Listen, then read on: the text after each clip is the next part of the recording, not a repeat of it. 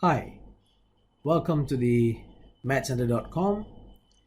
In this video, we are going to look at 3 multiple choice questions.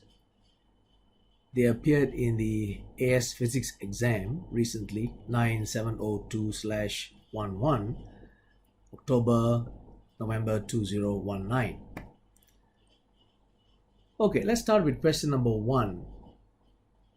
For which quantity is the magnitude a reasonable estimate? A quick look through the responses A, B, C, and D. A, B, C, and D. We see straight away that the correct response is D, the wavelength of green light. Okay, the wavelength of visible light. It runs, as we have seen from our electromagnetic spectrum, from about 400 nanometer to 700 nanometer. So we are given this is 500 nanometer, and we know that the correct response is D. Okay, a quick check through the other 3 responses will indicate to you that they are not correct. Okay, the frequency of a radio wave, for example, right? This is 500 picohertz.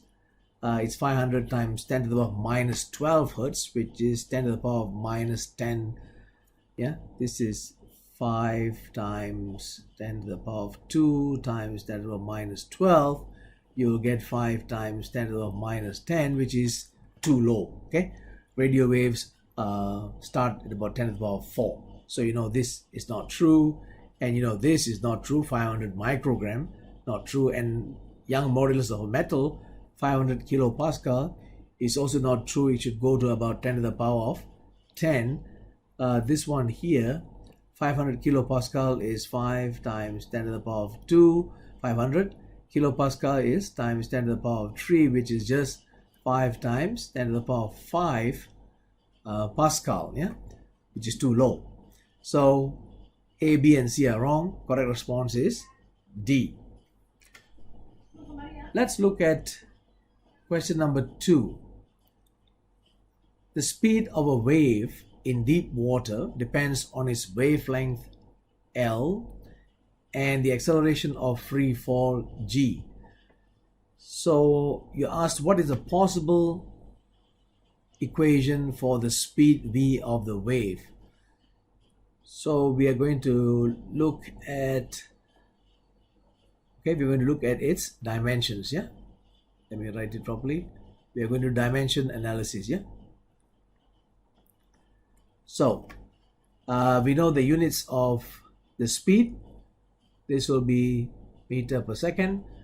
So whatever we get on the right hand side, when we sort out the units, when we sort out the units, it must be in meter per second as well.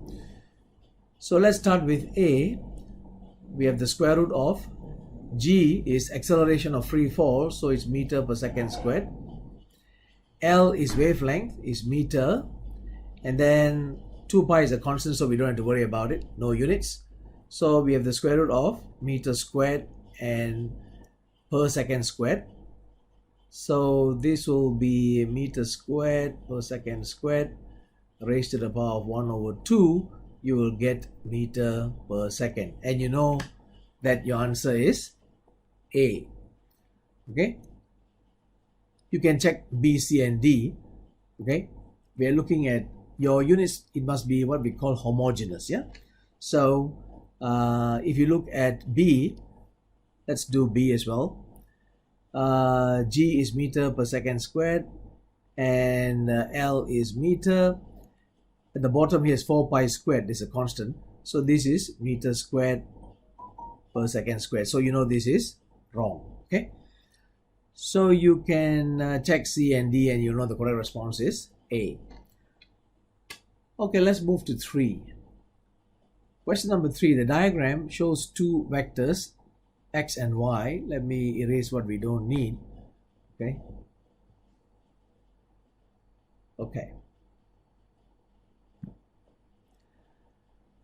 X and Y drawn to scale. If X equals to Y minus Z, which diagram best represents the vector Z? So from this equation here, we can write z equals to y minus x. That's what you see here.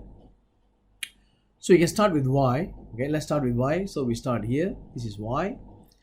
And it's, let me write it here, right? Y plus minus x. Okay, so y plus minus x. So from the end, we have to draw minus x. X is going this way. So minus x should be this way.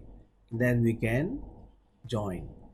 So this will be z, this will be y, and this will be minus x. So I've drawn it here. Okay, I've drawn it here. So you know the correct response will be A. Thank you for watching.